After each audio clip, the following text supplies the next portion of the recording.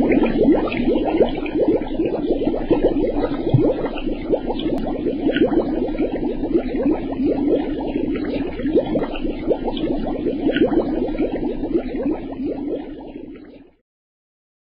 الله الرحمن الرحیم الحمد للہ والصلاة والسلام علی رسول اللہ وعلی آلہ واصحابہ اجمعین اما بعد۔ ناظرین کرام، السلام علیکم ورحمۃ اللہ وبرکاتہ۔ مسلمان کے شب و روز کے عنوان سے اس پروگرام کے ہمراہ ہم آپ کی خدمت میں حاضر ہیں۔ آج کی اس ملاقات میں ہمارا موضوع گفتگو ہے دین کے معاملے میں غلو سے بچنے کی ضرورت و اہمیت۔ یعنی اس موضوع کو اور اس بات کو یوں سمجھنا چاہیے کہ دینی تعلیمات پر عمل کا جو سلسلہ ہے تو اس سلسلے میں ہمیں میانہ روی اور اعتدال اپنانے کا حکم دیا گیا ہے، بلکہ حقیقت تو یہ ہے کہ دین اسلام یہ دین وسط ہے۔ وَكَذَلِكَ جَعَلْنَاكُمْ أُمَّةً وَسَطًا، ہم نے تمہیں بنایا ہے امت وسط، درمیانی امت، یعنی ہر معاملے میں اعتدال ہو، میانہ روی ہو، افراط اور تفریط کی بجائے، کمی اور بیشی کی بجائے جو درمیان کا راستہ ہے اسی میں خیر و خوبی کا راز پوشیدہ ہے۔ زندگی کا کوئی بھی شعبہ ہو، وہ میل جول کے معاملات ہوں یا اسی طرح کھانے پینے کی اگر بات کی جائے یا اسی طرح روپیہ پیسہ اور مال خرچ کرنے کا جو سلسلہ ہے، ہر شعبے میں دین اسلام میں انسان کو یہی تعلیم دی گئی ہے کہ وہ درمیانہ راستہ اختیار کیا کرے کہ مسلمان ہر نماز میں سورہ فاتحہ کی تلاوت کیا کرتا ہے اور سورہ فاتحہ میں اس آیت کی تلاوت کیا کرتا ہے اور اللہ سے یوں دعا کیا کرتا ہے کہ اہدنا الصراط المستقیم، یا اللہ تو ہمیں دکھا صراط مستقیم، یعنی سیدھا راستہ، یعنی جو درمیانہ راستہ ہے کہ جس میں نہ کوئی کوتاہی ہو اور نہ ہی جس میں کسی قسم کا غلو ہو یا مبالغہ آمیزی کا کوئی شائبہ ہو۔ رسول اللہ صلی اللہ علیہ وسلم نے ارشاد فرمایا، ایاکم والغلو فی الدین فإنما اہلک من کان قبلکم الغلو فی الدین، دین کے معاملے میں تم غلو سے ہمیشہ بچتے رہو، کیونکہ تم سے پہلے جو لوگ گزر چکے ہیں، جو گزشتہ امتیں ہیں، انہیں دینی معاملات میں غلو نے ہی ہلاکت میں مبتلا کر دیا تھا۔ تو یہ چیز یعنی غلو، تو اس سے بچنا ہر معاملے میں، یہاں تک کہ دینی احکام پر عمل کا جو سلسلہ ہے کہ فرض کیجئے کہ اگر کوئی غلو سے کام لیا کرتا ہو، یعنی بہت زیادہ مبالغہ آمیزی اور یہ کہ بے جا تشدد اور سختی کا مظاہرہ کرتے رہنا ہمیشہ،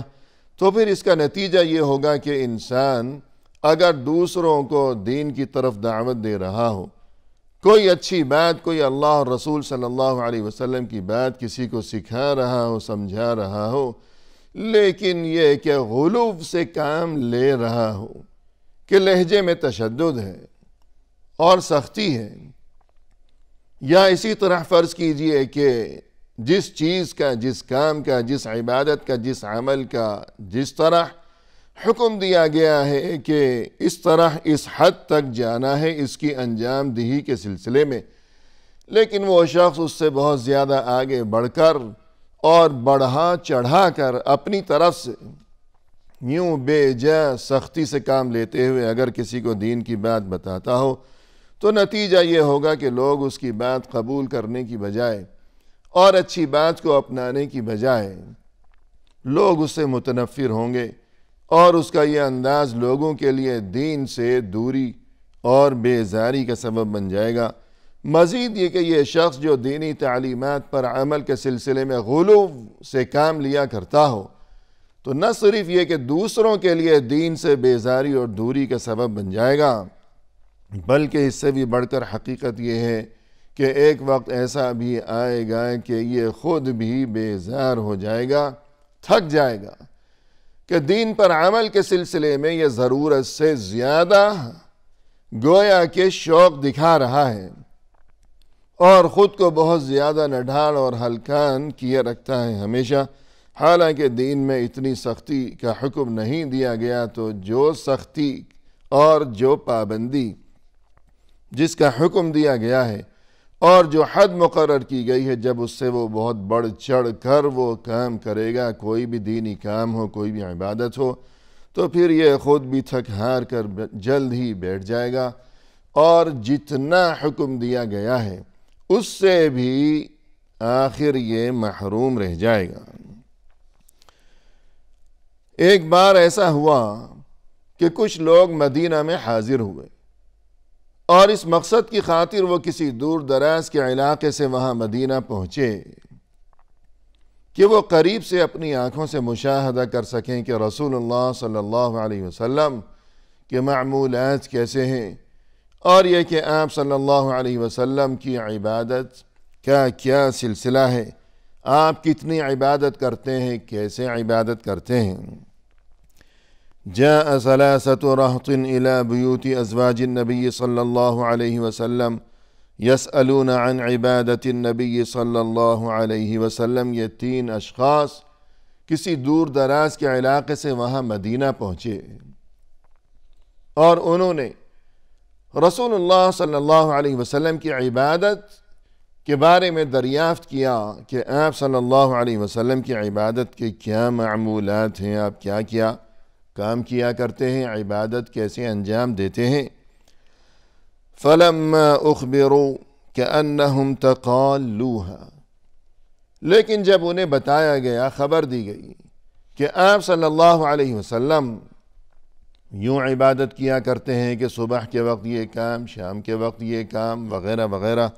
تو اب انہیں یوں محسوس ہونے لگا کہ رسول صلی اللہ علیہ وسلم کے بارے میں ہم تو سمجھتے تھے کہ بہت زیادہ عبادت کرتے ہوں گے، لیکن یہ تو کم ہے۔ انہیں رسول صلی اللہ علیہ وسلم کی عبادت کم محسوس ہونے لگی، یوں اس قسم کی باتیں کرنے لگے۔ فقالوا، لیکن پھر جلد ہی یوں کہنے لگے آپس میں کہ وَأَيْنَ نَحْنُ مِنَ النَّبِيِّ صلی اللہ علیہ وسلم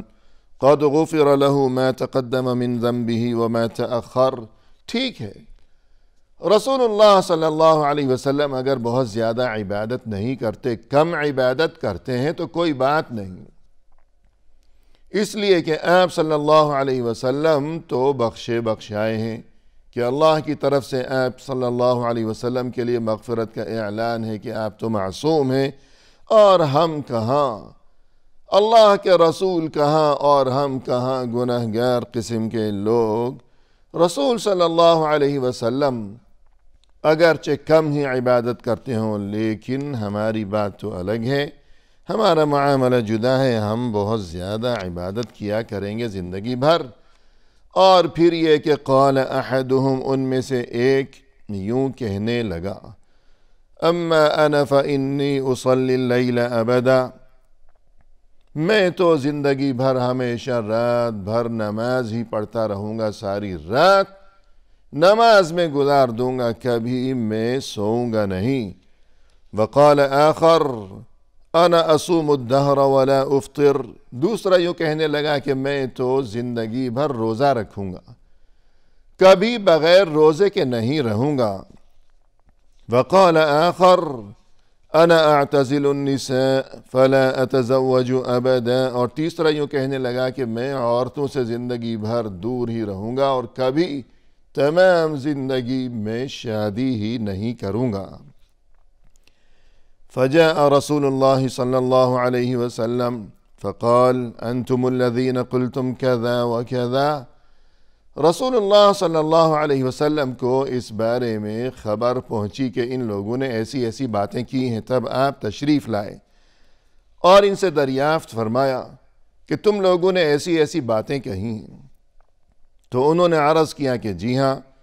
تب آپ صلی اللہ علیہ وسلم نے فرمایا کہ اما واللہ انی لاخشاکم للہ واتقاکم لہ، دیکھو میں تم میں سب سے زیادہ اللہ سے ڈرنے والا ہوں۔ لیکن اس کے باوجود یہ کہ لیکنی اصوم و افطر، میں کبھی روزہ رکھتا ہوں، کبھی بغیر روزے کے رہتا ہوں، یعنی رمضان کے سوا باقی جو مہینے ہیں سال بھر کے، کبھی روزہ رکھا کسی دن اور کسی دن بغیر روزے کے بھی میں رہتا ہوں۔ وَأُصَلِّي وَأَرْقُدْ، رات کا کچھ حصہ میں عبادت میں، نماز میں، تہجد میں، نوافل میں بسر کرتا ہوں، اور رات کا کچھ حصہ میں سوتا ہوں، آرام کرتا ہوں۔ وَأَتَزَوَّجُ النِّسَاءَ، اور شادی بھی کی ہے۔ فَمَنْ رَغِبَ عَنْ سُنَّتِي فَلَيْسَ مِنِّي، یہ ہے میرا طریقہ، جس نے میرے طریقے سے روگردانی کی تو پھر اس کا مجھ سے کوئی تعلق نہیں ہے۔ تو رات کے وقت کبھی عبادت، کبھی سونا، کسی دن روزہ ہے، کسی دن بغیر روزے کے ہیں، اور شادی بھی کی ہے کہ یہ شادی کرنا، اہل و عیال کے مسائل اور ان کے لیے رزق حلال کا انتظام اور فکر و جستجو، یہ کوئی دنیا داری نہیں ہے، یہ دنیاوی جھنجھٹ نہیں ہے یہ تمام معاملات۔ لہذا عبادت کے معاملے میں میانہ روی یہ انتہائی ضروری ہے، اور غلو سے بچنا ضروری ہے۔ رسول اللہ صلی اللہ علیہ وسلم نے معاذ بن جبل اور ابو موسیٰ اشعری رضی اللہ عنہما، ان دونوں کو جب مدینہ سے یمن کی جانب بھیجا کہ یمن، ملک یمن میں اللہ کے دین کی دعوت و تبلیغ کے لیے، اور یہ کہ جو علاقے فتح ہو چکے تھے وہاں کے انتظامی امور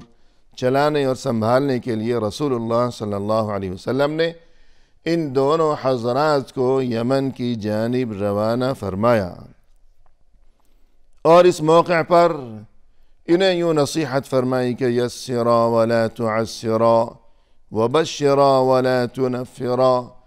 تم وہاں لوگوں کے لیے سہولت اور آسانی پیدا کرنا،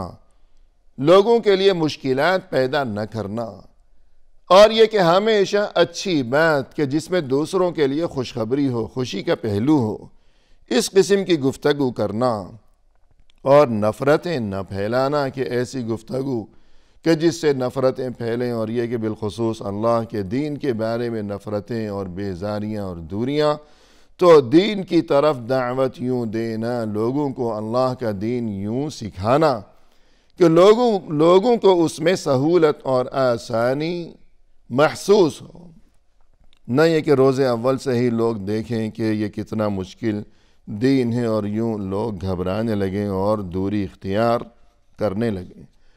الغرض غلو سے بچنا اور میانہ روی اختیار کرتے رہنا، اس کی دین اسلام میں بہت زیادہ تاکید و تلقین کی گئی ہے۔ اب یہ جو غلو کا معاملہ ہے، دین کے بارے میں غلو سے کام لینا، تو اس کے چند مظاہر اور اس کی چند مثالیں اس طرح بیان کی جا سکتی ہیں کہ مثلاً مسلک کے معاملے میں اپنی رائے پر تعصب سے کام لینا، کہ مثلاً انسان کو یہ بات معلوم ہو کہ میرا مسلک یہ ہے اور دوسرے کا مسلک کوئی جدا ہے، لیکن دونوں مسلمان ہیں، اور یہ کہ ہر ایک کے پاس، ان دونوں کے پاس اپنی اپنی دلیل ہے، تو انسان کو یوں سوچنا چاہیے کہ اس کے پاس بھی دلیل ہے، میرے پاس بھی دلیل ہے، میری سمجھ کے مطابق جو میرا راستہ ہے وہ مجھے اقرب الی الصواب، یعنی درستی کے زیادہ قریب محسوس ہوتا ہے، زیادہ قریب محسوس ہوتا ہے۔ لیکن اس کی بجائے یوں سوچنا کہ میرا جو طریقہ ہے بس یہی اصل اسلام ہے، اور یہ کہ میرے سوا باقی تمام لوگ جو کسی دوسرے طریقے سے کوئی عبادت انجام دے رہے ہیں، حالانکہ ان کے پاس بھی دلیل موجود ہے، تو سب کے بارے میں بدگمانی دل میں رکھنا اور یوں کہنا کہ یہ سب گمراہ ہیں، اور پھر اسی گمراہی کی بنا پر ان سے نفرت کا اظہار کرنا اور یوں دشمنیاں پیدا کرنا، فتنے پھیلانا، تو یہ بہت ہی ناپسندیدہ چیز ہے، اور اس کی وجہ بھی یہی ہے کہ بلا وجہ غلو سے کام لینا اور تعصب کا مظاہرہ کرنا۔ حالانکہ مثلاً کہ جس طرح فجر کی نماز ہے کہ فرض نماز فجر کی جو ہے تو اس کی رکعتیں 2 ہیں، اور یہ کہ ظہر کی جو فرض نماز ہے اس کی 4 رکعتیں ہیں، یہ بات تو طے ہے، یہ بالکل قطعی معاملہ ہے کہ اس میں کسی کمی بیشی کی کوئی گنجائش نہیں ہے، لیکن اس کے سوا جو باقی فروعی معاملات ہیں کہ جن میں مختلف اقوال ہیں، مختلف دلیلیں ہیں، تو ان کو بھی یوں سمجھنا کہ بس یہی ایک قطعی معاملہ ہے، اس میں ذرا بھی کسی تبدیلی کی گنجائش نہیں ہے، تو یہ چیز مشکلات کا سبب بنتی ہے۔ اور اسی طرح غلو کی ایک قسم یہ ہے، یہ ایک مثال یہ ہے کہ دین کے بارے میں سختی کرنا ایسے موقع پر کہ جہاں سختی کی کوئی ضرورت نہیں، کہ مثلا فرض کیجئے کہ کوئی انسان ہے جو کہ برائیوں میں مبتلا ہے، اب اس نے نئی توبہ کر لی اور بھلائی کے راستے کو اپنایا، نمازی بن گیا، پرہیزگار بن گیا، نماز روزے کی پابندی کرنے لگا ہے۔ یا فرض کیجئے کہ ایک شخص نیا مسلمان ہوا ہے یا مسلمان بننا چاہتا ہے، دین اسلام کی طرف وہ رغبت کا اظہار کر رہا ہے، تو ایسے میں شروع سے ہی اس کے سامنے دین کی ایسی فرعی باتیں اور جزئیات کو بیان کرنا اور اس بارے میں اختلاف رائے کہ یہ غلط ہے اور یہ ٹھیک ہے، حالانکہ اس کا جو ذہن ہے وہ ان باتوں کو سمجھنے کی فی الحال اس میں طاقت ہی نہیں ہے، استعداد نہیں ہے، صلاحیت نہیں ہے، تو یوں روز اول سے ہی اگر کسی نو مسلم کے سامنے یا جو ابھی مسلمان ہوا ہی نہیں ہے، مسلمان بننے کی خواہش کا اظہار کر رہا ہو، تو اس کے سامنے جو فروعی باتیں ہیں، وہ جو اختلافات ہیں، ان کا اظہار کرنا، تو نتیجہ یہ ہوگا کہ وہ مسلمان بننا چاہتا تھا، لیکن شاید وہ ان چیزوں کو دیکھ کر پہلے ہی گھبرا جائے اور یہ کہ وہ اپنا ارادہ بدل دے۔ تو یوں اس بارے میں بھی انسان کو چاہیے کہ جو قدم بقدم اور بتدریج دین اسلام کی تعلیم یہ ہے کہ ہر کام قدم بقدم ہو، مرحلے وار ہو، بتدریج ہو، جیسا کہ رسول اللہ صلی اللہ علیہ وسلم نے معاذ بن جبل رضی اللہ عنہ کو جب یمن کی جانب روانہ فرمایا تو اس موقع پر ارشاد فرمایا کہ انک ستأتی قوما اہل کتاب، اے معاذ آپ وہاں پہنچیں گے ایک ایسی قوم کے پاس جو کہ اہل کتاب ہیں۔ پھر آگے اس بارے میں جو مفصل ہدایات دی گئی رسول اللہ صلی اللہ علیہ وسلم کی جانب سے، تو خلاصہ یہی ہے کہ آپ صلی اللہ علیہ وسلم نے فرمایا کہ آپ پہلے انہیں لا الہ الا اللہ محمد الرسول اللہ صلی اللہ علیہ وسلم کی جانب دعوت دیجیے گا۔ اگر انہوں نے آپ کے اس پیغام کو، اس دعوت کو قبول کر لیا، تب اس کے بعد آپ انہیں نماز کے بارے میں بتائیے گا۔ اگر انہوں نے اس بات کو قبول کر لیا، نماز کی پابندی شروع کر دی، تب آپ انہیں زکوٰۃ کے بارے میں بتائیے گا۔ یوں بتدریج آپ صلی اللہ علیہ وسلم نے ان تک اللہ کا دین پہنچانے کا حکم دیا معاذ بن جبل رضی اللہ عنہ کو۔ نہ یہ کہ پہلے دن سے ہی، ابتدا سے ہی چھوٹی تمام تفصیلات اور جزئیات کہ ایسا نہیں ایسا کرنا، تو یوں نتیجہ یہ ہوگا کہ اس سختی کی وجہ سے اور غلو کی وجہ سے وہ شخص جو کہ مسلمان بننے کا خواہش مند ہے یا کوئی گناہ گار انسان ہے، برائیوں میں پھنسا ہوا ہے اور وہ توبہ کرنا چاہتا ہے، بھلائی کی طرف وہ راغب ہے، تو نتیجہ یہ ہوگا کہ ان باتوں سے وہ گھبرا جائے گا اور شاید وہ اپنا ارادہ بدل ڈالے گا۔ اسی کے ساتھ ناظرین کرام ہمیں دیجیے اجازت، فی امان اللہ، وآخر دعوانا ان الحمد للہ رب العالمین۔